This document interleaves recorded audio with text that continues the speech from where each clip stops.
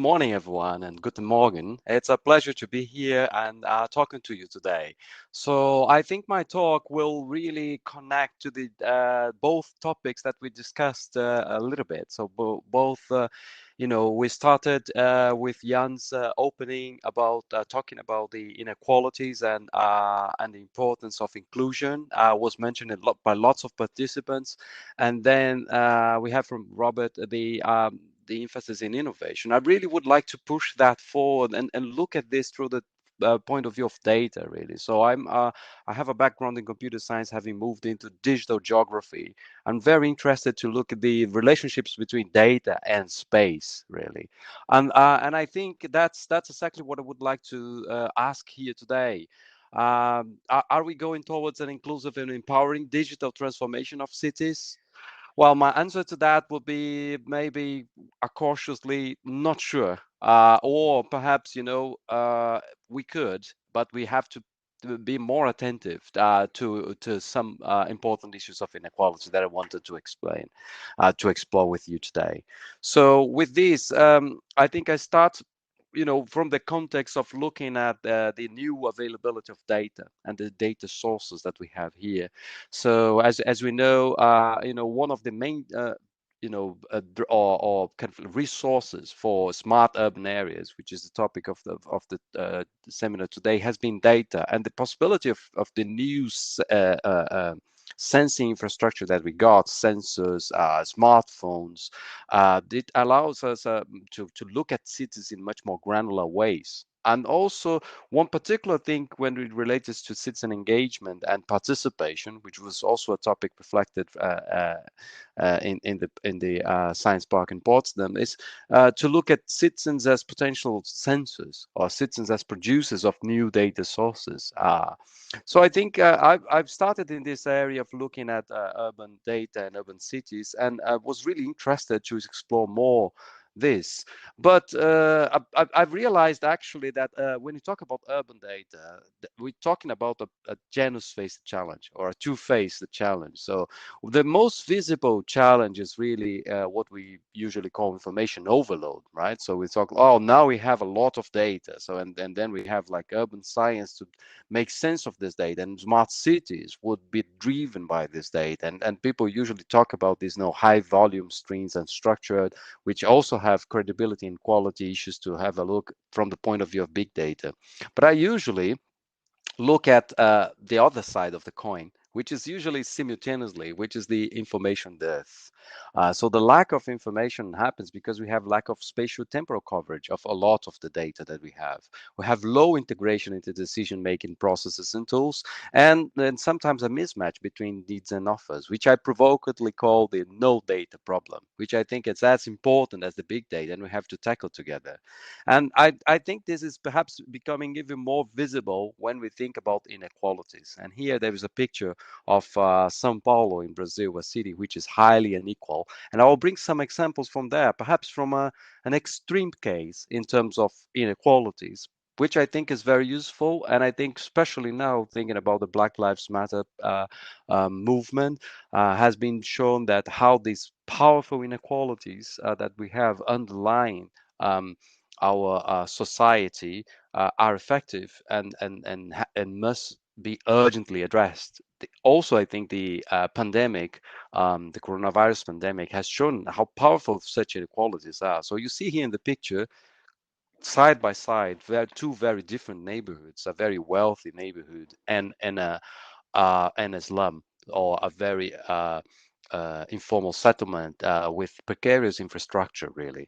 And interestingly, when you're talking about digitizing or doing digital transformation, we have to look at those inequalities and be very attentive to them. So one example we'll give is this map here. So São Paulo, this is a map of São Paulo. So you don't have to know a lot of the geography of São Paulo to see that there is a high concentration of wealth, here measured by monthly income, really, in some areas. But when you look then at the use of digital channels, so we did recently a research and said and look at that, how people use mobile apps to access public services, really. So you see, it matches almost one-to-one. And then if you put this into a graph, it's a super high correlation. What does that mean? It means that if we look at data generated from those initiatives, we will be looking at the data of the rich, which is produced through digital means, whereas some other areas, will be left behind. And I think this is an example, perhaps an extreme case of a spatially segmented city. But again, I think this emphasizes the need of looking very carefully at inequalities, really, and looking at them from the point of view, looking at tackling in digital information very explicitly inequalities. And then I will show now in this second half of the presentation a quick examples of how we could do that. And this, as um, the kind of introduction said, is an example from Brazil and from the global south. But it's also, like, as you see here, floods are a problem in Germany and in the UK. And actually, this is an international project we started with partners, we in Warwick, with partners in Brazil and in Heidelberg University in Germany, to actually rethink of how we produce flood data. And I would like to share with you some of the results. So we are looking actually in two empirical fields in Brazil, in Rio Branco, in the Amazon region, and in the big city of São Paulo, to rethink flood production and how actually flood data production, how this could actually be done in a way that empowers communities to be more sustainable. And then this is just kind of like an overview of what the project entails, is looking at from communities to local governments and centers of expertise in different scales, and trying to think about data in terms of generation of data and flow of data between these scales.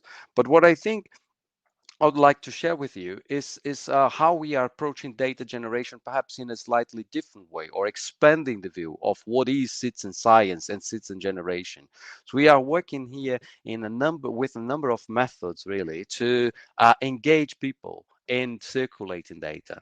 And that means that we are trying to expand the view of flood data, of what people have usually used as flood data, to for example, work with schools so that new data about rainfall is produced in a much more granular way. What we notice is that the data inequalities mean that we have much more data about wealthy areas of the city, about the rainfall of wealthy areas of the city, for example, and much more data about the vulnerability of the data of the city, and then in comparison with some marginalized communities. So we're working explicitly with those marginalized communities here in this picture, in schools, you can see, also with elderly population, in doing digital maps and digitizing some flood memories and experiences, which actually could serve as a source of data to really understand aspects that have been neglected, or at least not considered in the extent we think they should.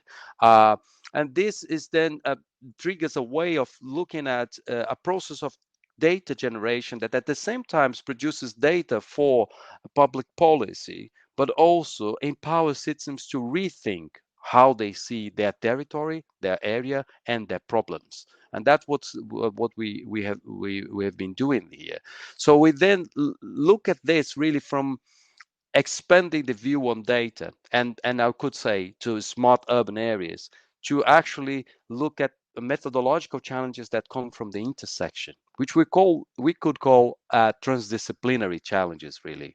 So here, usually in this diagram, we can see in the left here a sphere of spatial data quality, which is the sphere of of the usual methods that really lies in the intersection in the middle, and that means some wrap-up. I think, coming back to the topic of the series here, the role of universities and research organizations, I would say what our research is showing is that we need these transdisciplinary research methods that connect multiple disciplines, social sciences working alongside natural sciences, but also real-world challenges and perspectives.